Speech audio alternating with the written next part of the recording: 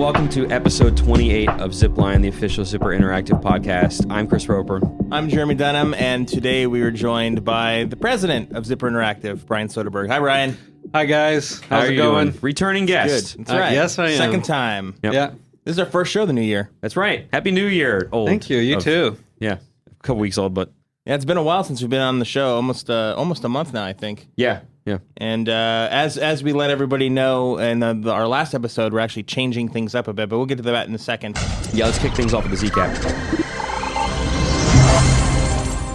First thing we want to talk about is right before Christmas, we had, I believe it was on the 21st of December, we have the MAG trial version when available up on PlayStation Network for PlayStation Plus members.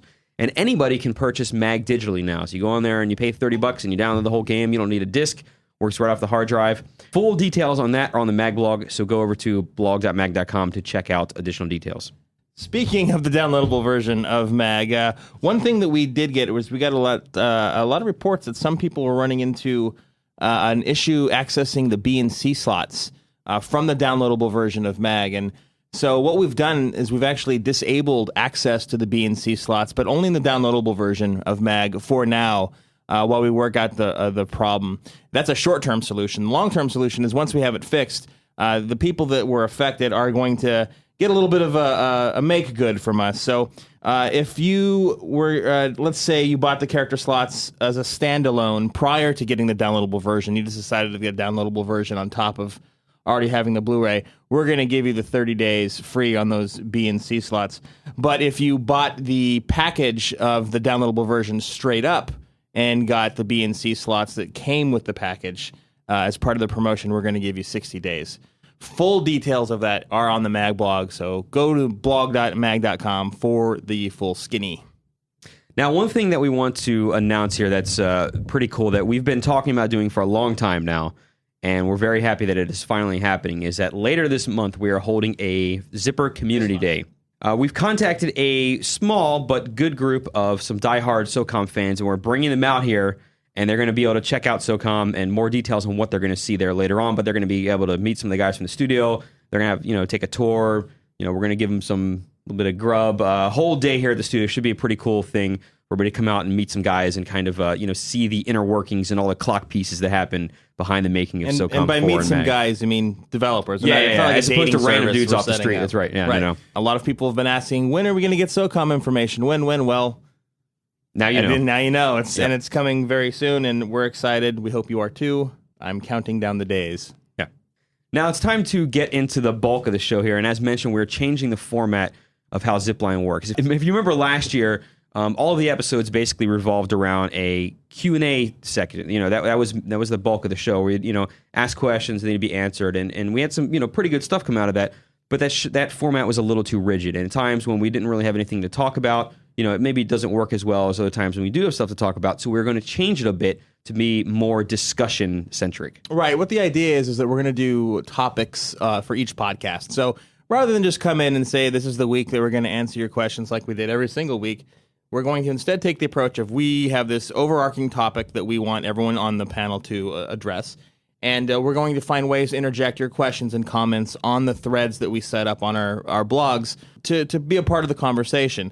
Going forward, we think that this format's actually going to work a lot better because you're going to get a closer look at the thoughts and opinions of the people in the studio, and also it's part of our plan to bring people in from other development studios and other realms of our industry to talk along with us. So we think it's going to be a lot more fun and interesting for everybody. Yep. But today's guest, as we mentioned before, is the president, Brian Soderberg. And one of the reasons, Brian, that we wanted you to come on the show is this week's topic is existing franchises versus new ones. And, Zipper's been working on SOCOM for, almost 9 years now, I guess. And then about almost a year ago exactly, MAG came out, which was kind of the first original title since SOCOM had been worked on. But going way back into the day, the studio's worked on things like Mech Warrior and lots of other stuff. Crimson Skies. What do you think now that we've been going on for so long with SOCOM titles? How do you feel about kind of working on the same thing for a period of time versus trying something new, as in the case of MAG? Well, I think it's definitely a great debate, and it depends on your perspective and which side you look at it from. If I think it through, there's definitely pros and cons to both doing sequels or starting a new IP or starting a new franchise. I think if I listed all my pros and cons for both, which there are definitely pros and cons for each, I'd probably have a longer list of pros for sequels. And part of that is thinking a little more from the business side, because in the end, we're a business and we want to make money. So when you think about doing a sequel versus a new IP, you get to start with a solid base of technology. You've made at least one version, so you're into the sequels. You have an audience out there. It's a sequel because the first one was a hit. So you got a solid base of technology. You got some feedback from your audience. You get to listen to what they like about it, maybe a few things they don't like about it, and you get to work from there. So you get to just add on top. You don't have to start over and worry about kind of the ground floor part of the game. You get to add cool new features. Don't fix anything that's not broken. And just polish up, what you've got, and just make sure you add the right new things. So I think, there's a lot of pros. Being able to learn from mistakes is certainly a big one. Because in every game you're working on, you're saying, man, that one feature, you think of it the day before ship, you're like, only if we'd added jetpacks, or then you go, next time maybe we could do that thing, and then you get that second chance to go back and revisit those ideas. That's a big part of sequels is, as you're finishing up the game and you're saying, oh, we'll never finish this stuff, and you shelf them, and everyone's always excited for the second one to squish in the rest of the features that they really wanted to put in the first one. So that's pretty fun for the guys. One of the questions that comes up all the time is, how does Zipper, or any developer for that matter, decide what features to keep versus what features to not keep, and what features to add? How do we know as a developer what elements of our game were more effective towards defining what that series is than others? Well, that's a real loaded question. Yeah, definitely. I guess in the very beginning, during your pre-production, when you're building the first iteration, you just have a very creative group that comes up with the key pillars. You don't want too many features. You want to make sure that the game is based on some solid gameplay mechanism, some solid foundation, some pillars that we're excited about and that we think our audience is excited about. Then you go into a prototype phase. You prototype the game, and you start doing your internal tests, eventually focus tests, and you figure out what resonates well. Find out what people react to and love about it. And now, is your question more about after it's been released, or how do we kind of get to the first one? I think SOCOM 4 is a great example. We did have Combined Assault after 3, and then Slant 6 did Confrontation on the interim on PS3. But if you look at SOCOM 3 and Combined Assault versus SOCOM 4, there's some definite differences there, things that have been added and some things that are no longer part of the franchise. So I'm curious about that evolution, and I know a lot of the fans are, of how we went from what we were doing, or even 3 versus 2. There was a lot of differences there with the introduction of vehicles and a much larger maps. X Factor 0693 as the comment on this, he says, how much can you actually change a franchise while still keeping it under the same name? Such as if you were to add a bunch of new features or something and maybe kind of change the core elements, why would it still be called the same game rather than, calling it something different? True. All good questions. I think now that first of all, we went fast and furious making sequel, through 1, 2, 3, CA. And it's kind of been nice. We've actually had some space to reflect back and really sort of analyze what I think 1 and 2 resonated the best with our audience. And so we certainly, going into 4, thought a lot about what were the aspects of 1 and 2 that they really liked. And we did focus, a lot of the pillars, some of the main gameplay on that, while freshening it and trying to take it to the next-gen quality. And certainly, I would even say there were some things in 3 and CA that we didn't do that we thought possibly didn't resonate as well with our audience. So we definitely took those into account. I think the game has certainly gotten broader. I mean, it's a big game, and there's lots of features. We're proud of the entire thing, from single player, being an area that we haven't been known as well by our audience for. I think this time people will be really surprised with single player, and it's very cool. So you think it's fair to say that part of the approach is not necessarily more about an individual gameplay feature as it is of an approach to what the gameplay is going to be? Is that more accurate about what our approach is? Yeah, I think that's fair. One thing that a lot of people say about sequels year after year is kind of the complaint of, it's the same thing. But then you get people saying, but if you change it, I don't like it. And it's sort of, Accuracy 158 made a good comment saying, on one hand, I complain when certain franchises don't evolve, and on the other hand, I fight as much change as possible. However, I love to see classics return. So you get people saying, hey, update, add all these kind of things, but then they want SOCOM 2 again. Yeah. It's a double-edged sword. Yeah. It totally is. And, we had the same debate inside. I mean, there's some people that are just excited about adding the big new thing, let's fly, let's swim, let's do everything. And then you want other people that just want it to stay true to the core.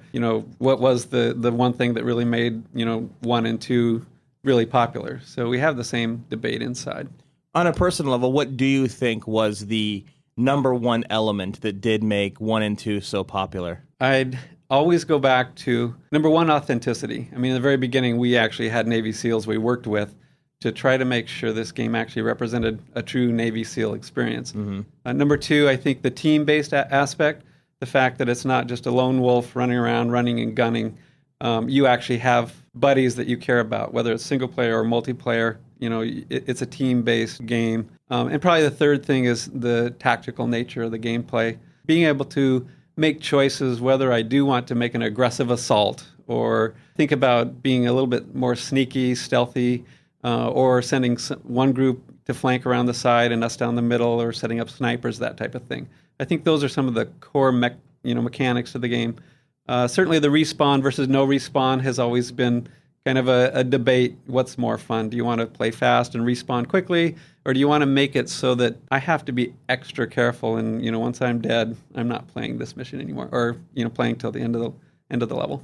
You mentioned earlier that we've had some space between Combined Assault and SOCOM 4, and a good chunk of that space was spent working on developing MAG. One of the questions that comes up, especially now as we approach the 1-year anniversary release of the game, is does Zipper consider MAG a success? In fact, the Black Omen wants to know if you personally, Brian, if you consider MAG a success. I certainly do. And this even takes us back to the, today's discussion topic, new IP versus sequel.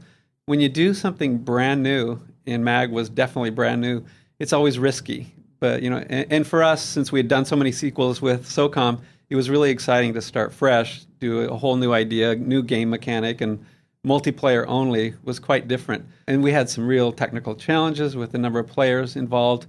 And so on many aspects, I think it was a huge success. And we solved some really tough technical challenges, some new game mechanics that definitely resonates with an audience. So I'm very excited, and I feel like the team did a great job making some great new advances in game technology, if not a new genre. I think we've learned a lot from it. And if we ever do a second one, I think we would do the right things. I've always thought, and I've heard from a lot of people that are smart in the industry, that the first one isn't always a hit. And you're kind of lucky if your first of a new franchise, a new IP is a hit. But if you get a second chance, a smart team will know what to fix. They'll listen to their audience, and they'll figure out, okay, if we'd just done these things, I think it could be a big hit.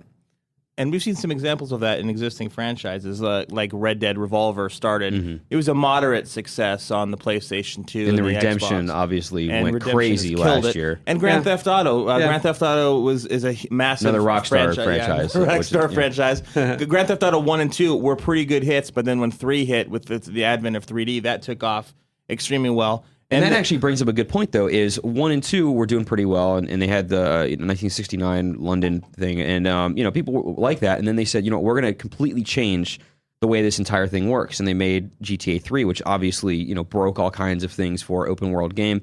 And I remember talking to some of the people that had seen the game prior to its release a year or two before at E3, and they would look at the game and they say, this doesn't look good. I can't imagine that this is going to work well. Yeah. And GTA 3 was, at least from what I hear, one of those things that came together once all the pieces fit in, it came together the last second, right? And so that was a huge risk for them to take that.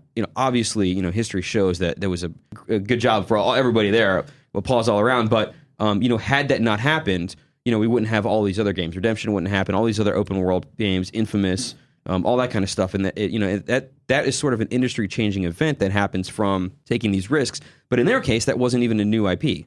That was an existing franchise that they made a lot of changes to. For me, SOCOM 4 holds a lot of parallels to a game like that, or I think more accurately like Resident Evil 4, where you have an established franchise that has a lot of people behind it, have an idea of how the game works, and then it gets. I wouldn't call it necessarily a reboot, but definitely a major refresh. And to me, I think that there are some huge strides being made just compared to a few months ago to what the game is today in terms of really coming together at the end. And also, I still feel like I'm playing a SOCOM game, and I think that that's what's that's what's cool about it, is that even though it is a complete refresh, and I'll be honest, a lot of people have reservations when you make that many changes to an existing franchise. But I think once you play it versus just seeing it, there's a big difference in what the game actually is versus what your perception of the game might be. Mm-hmm. Yeah, I mean, that's a good point. For the new IP, when you have to start from scratch, the game typically doesn't come together till the very end. So, I mean, even on the team side, a lot of times you get internal debates. Is this thing really fun? Mm-hmm. I mean, all multiplayer with 256 players for MAG was really kind of scary, and there was a lot of internal debate. And since we were doing something brand new, it didn't come together till the very end. And so, it was right up till beta where we finally thought, this is actually fun. So, that's definitely a big risk. And yeah, SOCOM 4, we had an advantage. We had a core gameplay mechanism that we know did well. And like we said, we could reflect back and, really a lot of SOCOM 1, 2 were a lot of the key mechanics that we really wanted to focus a lot of SOCOM 4 on. Here's an opportunity to clear something up. Kokotai Steve says, I have heard that MAG, and this is in relation to what you just said, I have heard that MAG has always been a beta from the very beginning, and that's the reason you've spent so much time trying to update it. Is that true? Wait, is that a bad thing? I mean, the fact that, during a beta period, you typically are really listening to your audience, and you want to fix things quickly or add things that the audience finds out they believe is a hole or missing from the game. So certainly in an all multiplayer game, is you have to react very quickly. So I think it does kind of start to blend beta versus, finished product. Mm-hmm. So it's hard to say whether or not that's a bad thing. Yeah, I'd say that it's hard to pinpoint in this day and age of updates, right? I mean, everything is a hard drive. You're getting updates most of the time. You turn on your system, a new patch comes down for a lot of games, and particularly when you're playing online, and you're getting so much feedback about it. I want to be able to do this, and I'm not happy with this weapon. And then the designer's never done. They're always like, what? 2% extra here on this damage, and you go back in, you change it, and then it was definitely not a beta in the sense that we weren't proud of the final Brox product, and that we didn't think that could stand on its own. I mean, that was a game that we were proud of, that people obviously played. We had really great turnout and when the game launched. So I think that shows that the game was playable and fun in the very beginning. Right, but like I said, people always have more ideas, and they always want to put. You never have enough time. I mean, I think it's no more a beta than World of Warcraft is a beta. I mean, yeah. I mean, I don't mean to confuse that a bit. When we released the product, we felt like it was a nice finished product, and I think it was, and I think it showed. It's just that with an all multiplayer product, you can't test. You'd have to have 100,000 testers testing for an awful long time to find all the bugs that will be found out in the live world there. Multiplayer games live and breathe by the way they're played from the audience. Exactly. So if everybody here has been playing the game for a couple of years, and they all kind of have their things, and everybody's rushing to the front line, and then the game's released and everybody holds back, now it plays totally different. You go, oh man, now we need to change emphasis on how this mode plays out and all that, and then you make adjustments as it goes, which is... And we were ready for this. I mean, all the games that Zipper has done, I think we're up to 13 games, they've all had a really big multiplayer aspect. So we were ready for this. I mean, we know that once it goes out, you're not done. You can't send everyone home on vacation. You have to be ready to react to whatever happens. So we've done that in the past, and we'll continue that in the future. Dark Delta brings up a comment that I want to mention here, and he says, and it's kind of a thing that I hear from a lot of people, which is interesting in that he says, I think it is your responsibility, meaning the company, to work on SOCOM, and I hope you do some justice to the series and its fans, meaning that it is now, because the other SOCOM titles have been created, we have to continue to make them. You know what I mean? Like, we can't go, you can't say, all right, we're going to now go do RPGs or now go racing games because they want more SOCOMs to be made. Yeah. Well, I mean, I agree with him. Why would you give it up? If the game's popular and does well and you're making good money, just from the business side, you will want to, continue that franchise. I think we're all very loyal to SOCOM, so why would we want to quit as well? We still have a lot of people very passionate about the franchise. The fact that we haven't put one out in a long time, we're extra energized to come out with a new one, and we're excited to put one out that does it justice and possibly is the most popular SOCOM ever. Well, I think it gets to a point that particularly with online games, people that play them for 100 plus hours kind of feel a huge amount of ownership over that franchise, and that they like I said before, are kind of making it what it is as it goes on. And so, they said, we have kind of made this thing live and breathe in what it is, and we want you to keep giving it to us because we are supporting it for so long by simply playing it. Yeah. No, I feel like they almost have part ownership of this because they've been such a part of it, over the, the past number of years that we've been putting SOCOM out. And we do feel like we owe them something. We feel like we need to continue to keep the franchise strong. We need to listen to them and add to it in the way that will get them excited as well. So it's good for us and it's good for them. I honestly think video games are sports bars without the calories because where's the fun in that? We want the calories too. Well, you can eat as you play a video game, but I think the parallel that I always draw to playing to a dedicated fan base is that same group of friends you go to your favorite haunt all the time to watch the game. You sit down, you drink, and you eat, and you do what you want to do to hang out with your friends and have a good time. And video games, to me, when they really latch onto something that fans get behind, it's that exact same feeling. People meet up to go and do this regularly. They don't want things to change too much, but they want some new things to experience while they're there. And they have that sort of, like they would at a sports bar or a restaurant they frequent all the time, that kind of attachment, not only in terms of their emotional attachment, but their feeling that, hey, I'm making this a part of what it is. And I think that's valid. I think that that's exactly right, that you are the reason that we're selling these copies. You are the reason we continue to make this, and you are the reason that that the franchise continues. Yeah. And just the same reason that your favorite restaurant stays open because you keep going back. We're the bar owner. We're the chicken wings. That's I right. think. And the bartender, so we got to make sure We're Cheers. The bar's still fun. we want to keep bringing them back and make drinks that they like. Exactly. We're Ted Danson and they're Norm. Yeah. Let's bring up a comment here by Lazy Time, and he says, existing franchises like the SOCOM franchise is your bread and butter, while new franchises like MAG should be developed as long as there is no sacrifice or trade-offs made to your existing franchise. So keep doing what you're doing, but also take time to do something new. And I think that's kind of a good approach for a lot of studios because financially, it helps you kind of stay there because you're not taking a massive risk because you know that you'll probably do well in at least one of the two, but you also give, you have a different outlet. And from in here, internally from the studio, it's, you walk around and you ask people what they're excited about. And some people are very excited to be able to work on MAG because it's something different. And they, some people want to work in first-person games as opposed to third-person and vice versa. Mm-hmm. And it's certainly, of anybody that's ever worked at one place for more than a couple of years, you kind of get a little bit burned out on what you're doing. You kind of want a little bit of a change. Yeah. And even just having a second franchise here in-house gives people, hey, I want to go work on MAG for a little bit because it, gives me something new to do, new art style if you're drawing stuff or, kind of new perspective to work with or, whatever the case may be. And I think it's a pretty good outlet for people here internally. I completely agree. It's one of the cons on the sequel list is, if you do too many of the same, there's certain people, especially designers, I think, and artists, they're excited to do something new. They want to work on something fresh and start from scratch. Whereas there's others that are just passionate about a franchise. They want to do SOCOM as a, entire career. Engineers, typically, they're just excited about new technology. So most of the time, they don't care as much about the diversity of the different types of games. As a studio, I think it's important that we make sure, whether we're working on one or the other or both, that we keep a clear focus on each.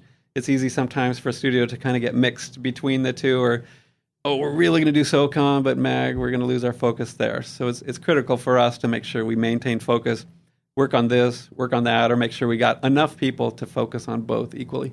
We've seen quite a few comments come up recently about MAG as we approach its 1-year anniversary about how much more support we're going to give the game. At what point have we reached that limit? As you said, video game development is a business. At what point have we reached the point where we say, MAG has had a good run, we're going to leave the servers, you can up and you can still play it, but we're done with the DLC and the add-ons and things of that nature? I mean, how do we as a company decide what that point is? Well, we always want to support, what our audience wants. So we wouldn't abandon, our players. Pre-order SOCOM 4 now GameStop and get abandoned.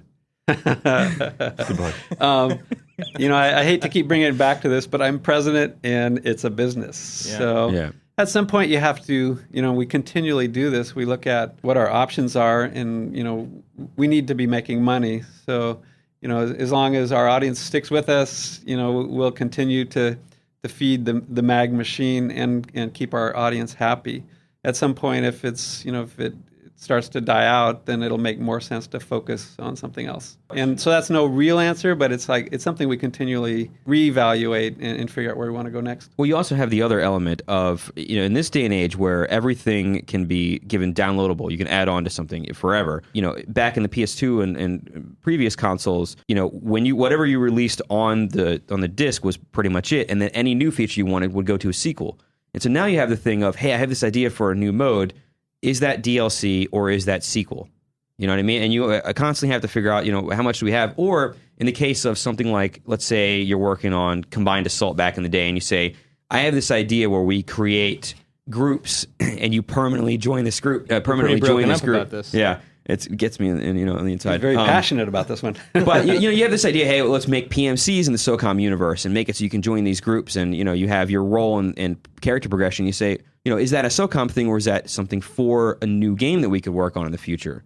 And there's all these questions that now, especially with downloadable content, that you could add them on, but you have to kind of look at it and say, where do we spin this off into a new product and not roll it into what we're doing already? No, there's way more options these days with how you move forward. And I think it's important that as a studio, and as a publisher, you have to, there's tough decisions to make. You got a living game out there, and now we have to make the decision. Are these features needed right now? Do we put it into the next DLC pack and get it out to the audience? Or do we hold this back for the sequel because it's a big enough new feature that it's kind of a game changer, and we want to put it out in a new product? The audience will appreciate it as a complete new product, and it doesn't go into DLC. So they're tough decisions, and it's the kind of things you have to, as you come up with new ideas and figure out, is this the next product, or is this, go out with the next downloadable piece of content? You mentioned earlier that MAG was, in your view, a success, that we've done very well with it. A lot of the people on here have on our boards have asked, well, then, if MAG is a success, what are the chances that one day we will see a sequel to your new IP? When will that join the fraternity of games that are now part of a franchise? Would you consider MAG enough of a success to consider a sequel one day? And is that something that you think is always in the back of your mind from the beginning of the development? Was it always planned as, let's try to turn this into a franchise? Or was it looked at as more of a, let's see what we can do with this one game? I think yes to everything you said. Certainly, when you put the investment into, a completely new idea, new franchise, and you come up with backstory and new characters, a new universe, new, complete game mechanism, and, new technology that we've even patented, you want it to become a big franchise. So it's always in the back of my head to continue the franchise. And I personally love MAG and just the whole idea of it, how it works. And I want there to be a future for MAG. And it's always impossible to instantly say, and of course, even if I knew, I wouldn't say, because we can't announce stuff like that. You know that. Of course. But yeah, I would love to see a future version of MAG. So I'm going to just end it at that. The last thing I kind of want to bring up here before we wrap up the show for this week is that McButt78 says he thinks that we could do more with SOCOM being a franchise, but not necessarily sticking to the third person, shooter perspective, as in you can make a turn-based game or some sort of MMO or something like that. The sky's the limit really with the franchise, or same could be for MAG. And then you get into the question of, this kind of feeds into multiple things. One, I talked about people expect you to continue to make more of the same because they want to play more of those games. And if we're taking the time to go make a turn-based strategy game based on SOCOM, then that's not the same thing as it was before. But at the same time, it's also not necessarily the new franchise that, internally some people would want to work on, and you are still restricted by that universe. But you do have that thing that you start with where you already have this proven, everybody kind of knows the setup of SOCOM, knows it's a tactical game. And so I guess the question is, would the studio ever consider kind of these crazy side games at the expense of, let's say if you want to use the word expense, not making a classic version of the game for a couple of years? Part of the Sony business unit is always to consider what to do with this very popular franchise. So, in the past, we've done quite a few PS2 and now a PS3 version of SOCOM. We've had PSP versions. We even did maybe people don't know this, but there was a SOCOM in the phones. So certainly, we look at, where can we actually diversify or expand the franchise into areas that make money. And it doesn't always have to make a lot of money. I mean, there might be new Sony platforms where, let's leverage this franchise on that new platform. So we certainly think about those things. I think also they want they don't want to oversaturate, and just get SOCOM to be sort of tired and just have it stick out all over the place. But I like the idea of trying SOCOM in different areas. And Sony will continue to look at where do we want to take the SOCOM franchise next. As long as there's players out there and money to be made, we will consider new things.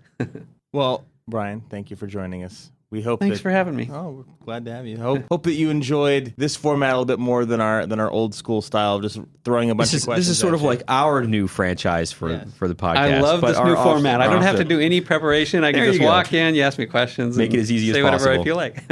As our normal housekeeping, if you want to contribute to the show and drop in some comments and participate in a discussion that kind of happens before we record the show, you can visit the official SOCOM and MAG forums and look for the things that we put up, ideally on Monday before the show, or you can write us at zipline@zipperint.com.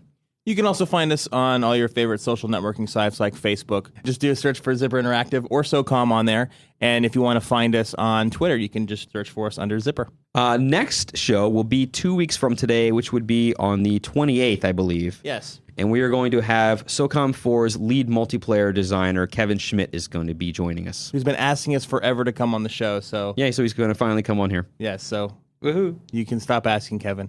And we definitely want to hear from you guys, see what you think about the new format, any suggestions, other things that you would like to see and hear from Zipper in the future. So with that, Brian, thank you for joining us again on the show. Thank you. We will see you guys in 2 weeks, and thanks for listening. Bye, SOCOM 4.